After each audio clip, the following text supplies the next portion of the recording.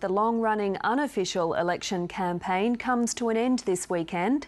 The campaign proper will begin when the Premier visits the Governor on Sunday. But this week, MPs had one more opportunity to face off in an extraordinary sitting of State Parliament.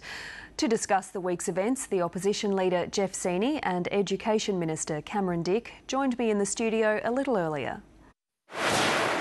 Well, gentlemen, thank you very much both for joining me at the end of a very long week.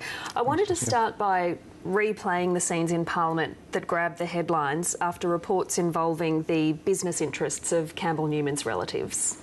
His character. Campbell Newman is not fit to be the Premier of Queensland, Mr Speaker.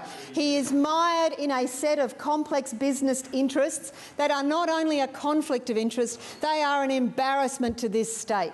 This company is now the subject of an FBI investigation for stealing US military secrets. Outside Parliament, Mr Newman and his brother-in-law denied anything untoward. Look, my brother-in-law, again, hasn't done anything wrong. OK? I mean, it's as simple as that.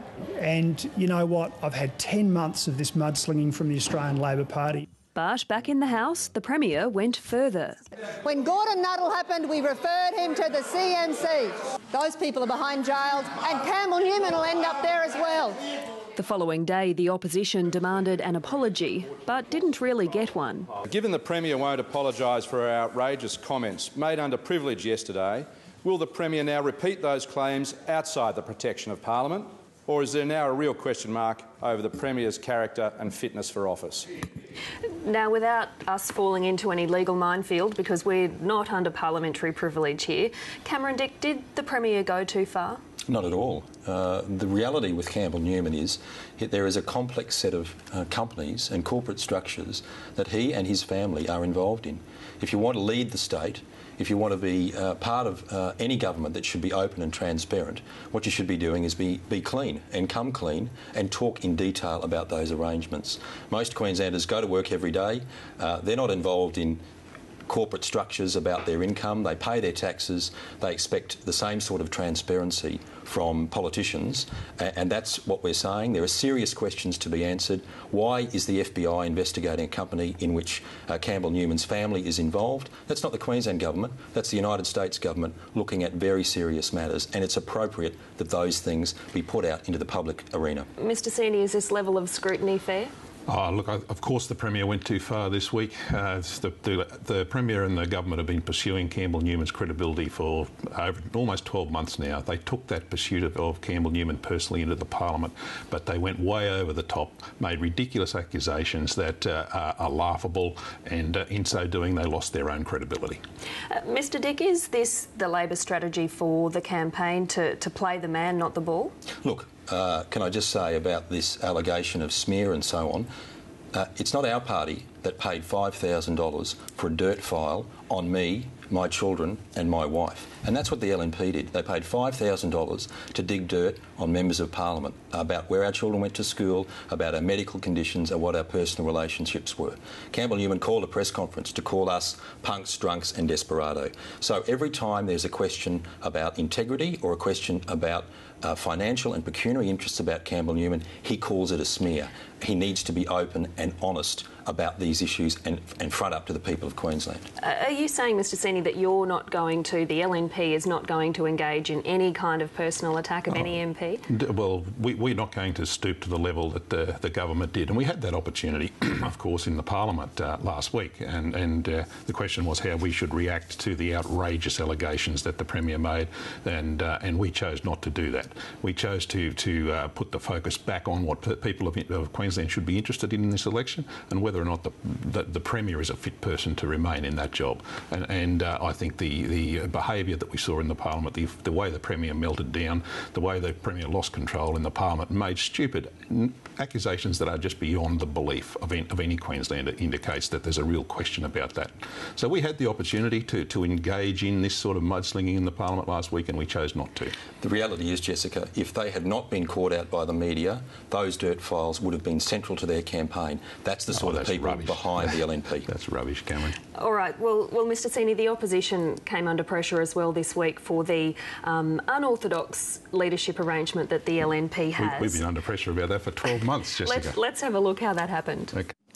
There is one question, Mr Speaker, that will dog the Liberal National Party until they answer it. Who will be the Premier of Queensland if Campbell Newman loses Ashgrove and they win enough seats to form a government?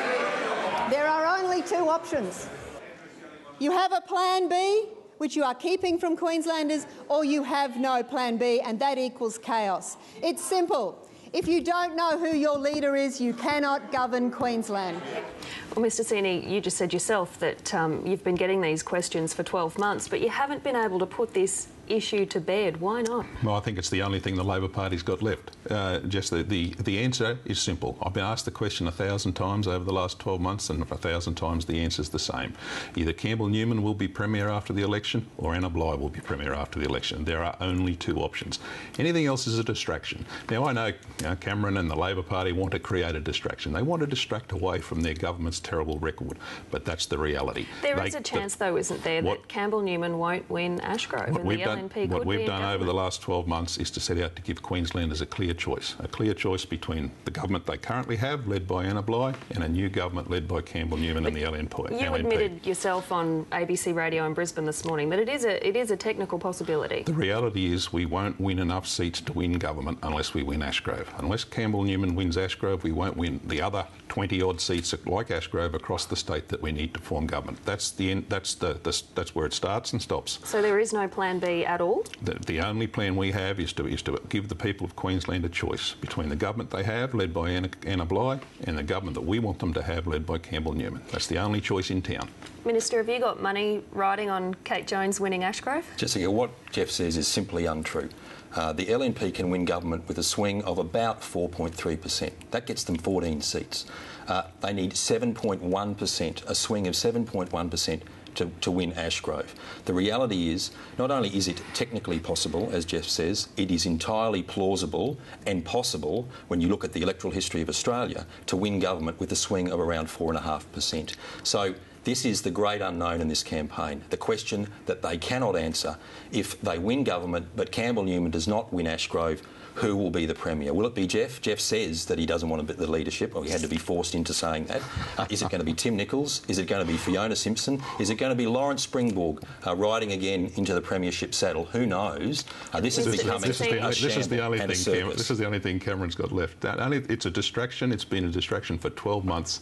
It's the only thing that the government want to run. They don't want to talk about their record. Don't want to talk about Queensland Health. Don't want to talk about the Tahitian Prince and his $16 million. They don't want to talk about the water prices or the electricity prices or the Bruce Highway or any of the other issues that are current. All week in the Parliament, Jessica, this is what we've got. The reality because this is all the government have got left. The reality is we are focused, determined and united behind one leader. That is our alternative. That is the alternative between Campbell Newman and Anna Bligh. That's the choice. That's the choice, and that is exactly right. That is exactly right. We agree about that. That is the choice. All right, I didn't speak over you, Jeff, so if I could just have a go. We are united behind one leader, and the reality is they cannot address that fundamental issue. It is a flaw because they contracted out the leadership. They contracted out. Not one of them could be the leader, and now they are stuck in this leadership shambles. Minister Cameron Dick and Opposition Leader Jeff Seeney, we've run out of time. Thank you both so much for coming in. Thank you.